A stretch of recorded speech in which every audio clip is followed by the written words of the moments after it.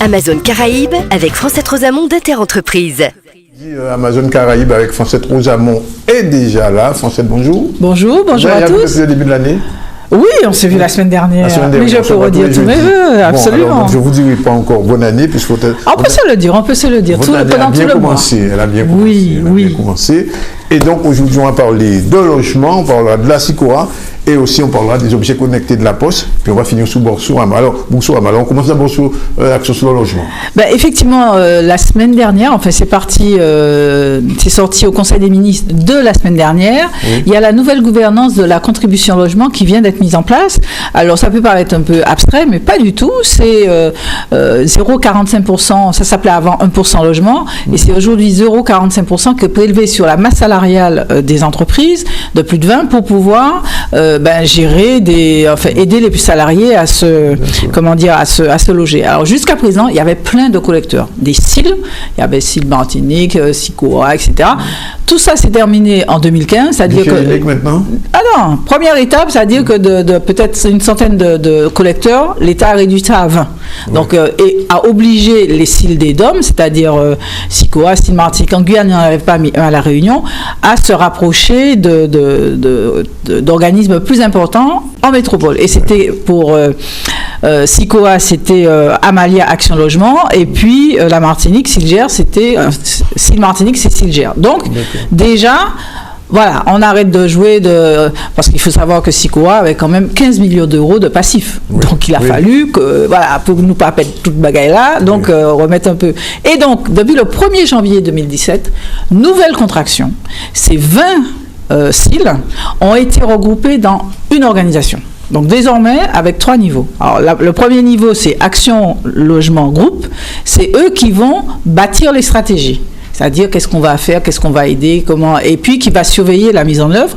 Deuxième étage, Action Logement Service. Eux, ils vont collecter auprès des entreprises et ils vont répartir l'aide aux différentes entreprises. Et puis troisième niveau, Action Logement Immobilier qui va piloter le parc immobilier de cette organisation. Alors tout ça, c'est encore une illustration que l'État est vraiment dans une simplification des niveaux administratifs. C'est-à-dire, quand par exemple l'État veut savoir, par exemple on l'a vu dans la formation professionnelle, combien d'argent il y a là-dedans, avec 2, 3, 4, 10 collecteurs, ils savent. Et puis après, on peut nous annoncer, on va prendre tel endroit pour pouvoir faire une campagne de formation, de logement, etc. Donc, c'est exactement dans ce registre-là qu'on est. Alors, préoccupation, mais en tout cas, attention qu'il faut porter, c'est que, comme maintenant il y a un pot commun, il faut juste que nos locaux soient suffisamment attentifs et performants de manière à ce que nous pas nier à un pot commun. Hein. Oui. C'est-à-dire que qu'on s'y retrouve. Oui. Alors on peut imaginer qu'il n'y a pas de velléité de ne pas faire, mais en tout cas, je pense que plus on sera proactif et attentif, parce que de toute façon nos entreprises collectent. Hein. Oui. Donc bien sûr. Faut qu'il y ait un retour, qu'on construise aussi des logements pour les salariés, etc. Donc voilà, on centralise, ça part de bon principe, mais je considère qu'il ne faut pas non plus que toutes nos billes repartent et puis qu'on ne voit pas trop l'expression au niveau local. Alors, deuxième sujet, vous avez entendu la semaine dernière que la Poste était aux États-Unis pour un grand salon des objets connectés. C'est de Los Angeles. Voilà, Los Angeles. Et donc, ça se passe aussi ici chez nous. Et oui, parce que en matière d'objets collectés, la Poste, c'est une de ses filiales qui s'appelle exactement DocaPost, qui est en train de signer avec Legrand. Vous savez, Legrand, c'est tous les interrupteurs qu'on a chez nous. Voilà, on a déjà du Legrand dans toutes nos maisons. Oui. Et ils sont et tous les deux et avec la mutuelle Médéric. Donc une grosse mutuelle qui accompagne beaucoup de personnes aussi bien jeunes que moins jeunes, ils ont décidé justement de développer cette ligne-là de manière à ce que de plus en plus on se retrouve, ils remontent des informations et on se retrouve à pouvoir être dans ces grands ensembles et qu'eux génèrent du business. Et puis une autre chose, ils ont acheté il n'y a pas longtemps, la Poste, une filiale qui s'appelle ProBayes. C'est un truc qui a été créé par des universitaires. Et que fait cette filiale particulière? Elle fait de l'optimisation de données et surtout, elle travaille sur l'intelligence artificielle. C'est-à-dire que la Poste s'est mise en position de manière à demain pouvoir proposer au plus grand nombre une identité numérique. C'est quoi une identité numérique? C'est quand vous avez 25 000 codes, oui, que vous oubliez la moitié, que vous êtes toujours en train de faire voilà. Et donc, on voit bien que la Poste, comme ça, de proche en proche, est en train ouais, comment dire, en marche la révolution numérique. Voilà, mais je vous dis, tout ça, ça se passe déjà ici chez nous. Par exemple, elle a passé un accord tout à fait récemment avec l'Union nationale des associations des services à la personne, ADMR, et quand on regarde, l'ADMR a des antennes en Martinique, en Guadeloupe et en Guyane. Donc tout ça pour permettre l'accompagnement plus, plus fluide, en quelque sorte, des personnes à mobilité réduite, des personnes âgées, etc. Mais les effets seront déjà là. Oui, oui. Là, c'est pas demain. Je le disais lors d'une précédente émission, la Poste a signé avec comment ça s'appelle, l'éducation nationale, oui, et que tous nos bacheliers ont désormais leur diplôme dans un coffre-fort numérique. Oui. Et c'est pas demain, c'est déjà pour cette. Donc, ce qui veut dire. On est en train de nous entraîner. La Poste bouge, finalement. La Poste bouge, mais en même temps, on la voit bouger avec des grands acteurs. Oui. Ce qui veut dire que nos startups qui sont en train d'essayer de se positionner sur des secteurs comme ça, eh ben, on voit une convergence des grands acteurs qui ont compris que c'est par là que ça se passe et que du coup, il faut se positionner sur ça. Il faut y être. Et puis, autre sujet qui est tombé ce matin, oui, Boursorama Banque, oui, a fait une offre. Boursorama, c'est la banque en ligne. Voilà, c'est la banque en ligne. Oui. C'est la banque en ligne et c'est une filiale de Société Générale. Donc il faut savoir que c'est pas, oui, on n'est pas sorti du sérail quand même. Bon. Donc ils ont fait ce matin une offre professionnelle. C'est-à-dire que jusqu'à présent, les offres en ligne concernaient principalement les particuliers. Ou bien c'était des banques extérieures qui ouvraient des comptes pour les professionnels. Et c'est la première banque en ligne qui tire vers les professionnels et avec une offre, mais assez incroyable. En matière de gestion de compte pour les entreprises, on est aux alentours de entre 30 et 120 euros. Oui. Là, ils font une offre à 9 euros par mois. Enfin oui, par mois.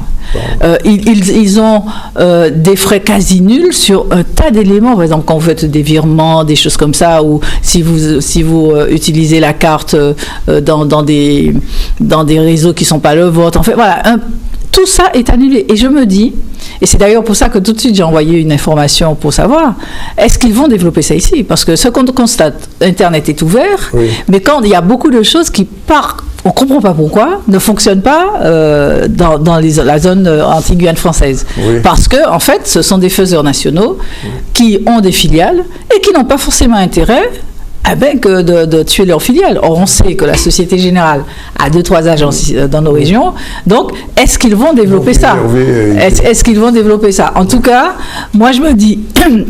Là, il y a un tir vraiment important avec les Boursorama Banque, ce qui veut dire que les autres vont suivre. Vous vous souvenez que Orange a racheté Groupama Banque. Enfin, voilà, il y en a plusieurs qui sont positionnés. Moi, je me dis... la banque en ligne... mais la banque en ligne vers les professionnels. Oui, bien sûr. Vers les professionnels. Souvenez-vous qu'il y a quelque temps, je vous disais aussi que SFR a fait une offre identique, professionnel particulier pour le téléphone. Oui. C'était là aussi la première fois. Donc là, on voit comme un mouvement pour pouvoir, en tout cas, unifier les offres, parce qu'il faut savoir que les banques se rémunèrent plus que correctement sur la partie entreprise. Oui, oui. Non, mais sur la partie entreprise. Donc, c'est vrai, on parle beaucoup de la partie particulière, mais sur la partie entreprise, c'est pas neutre. Donc, vraiment là, on voit beaucoup de choses qui sont en train de bouger et je trouve que, faut pousser encore plus de manière à ce que ce soit effectif chez nous. C'était la question qui se pose aujourd'hui, c'est que globalement et progressivement, le numérique fait son chemin dans nos pays. Exactement. Et ça, c'est irréversible. Ce développement est irréversible. Et en plus, comme il y a des nouveaux entrants qui ont des appétits, parce que, mine de rien, nos marchés sont solvables et qu'il y a des gens qui sont en appétence par rapport aux technologies. Donc, on peut voir débarquer des offres que, techniquement, ils avaient limitées. Par exemple, nous, sur notre site internet, je vais vous donner un exemple. Sur notre site internet, nous avons voulu mettre un système extrêmement intéressant pour le paiement par carte bleue, par toutes sortes de... Non, pas PayPal. Oui. Mais c'est une plateforme uniquement pour pouvoir, qui est acceptée par toutes les banques internationales et européennes, etc., pour pouvoir valider les paiements en ligne. Sauf que, quand on a rentré que notre compte était aux Antilles, ça ne fonctionnait pas. Oui. Donc là, je me dis, il y a un verrou qui est en train de sauter. On est aux États-Unis, les Antilles, quelquefois, quand on veut faire des achats. Oui, parce que c'est un verrouillage informatique pour garder des marchés. C'est pas autre chose que ça. Ça n'a rien à voir avec le niveau technique. C'est simplement chacun se conserve son périmètre. Et là, je trouve que ce genre d'offre, ce genre de position pris par des entreprises, parce qu'il faut bien comprendre qu'aujourd'hui, il n'y a aucune chasse gardée. Oui. Et ces verrous-là sont en train de sauter. Et moi, je trouve que c'est plutôt intéressant parce que d'une part, quand vous passez de 30 € par mois ou 120 € par mois à 9 €, quel que soit le niveau de service, enfin voilà, après vous ajustez, il y a peut-être mais n'empêche que vous êtes en dessous et vous regagnez de la valeur ajoutée, quoi. Alors qu'aujourd'hui, on voit fleurir, on nous a annoncé d'ailleurs qu'il y a une très forte augmentation des frais bancaires classiques, et pouf, il y a une offre qui vient quasiment, pas l'annuler, mais obliger les acteurs historiques à se repositionner. Parce qu'il peut y avoir un glissement très rapide en 3 clics. Voilà. C'était Amazon Caraïbes avec à la prochaine fois d'inter-entreprises qu'on accueille toujours avec plaisir et avec cette foule d'informations. Vraiment, je ne sais pas s'il y a mieux. S'il y a mieux, vraiment dans le domaine. En tout cas, on est content de vous avoir. On vous revoit jeudi prochain. Jeudi prochain. Ce sera la veille de vendredi. Et puis surtout, vendredi, la grande fête. Voilà. On n'en dit pas plus. Amazon Caraïbes avec Francette Rosamond d'Inter-Entreprises.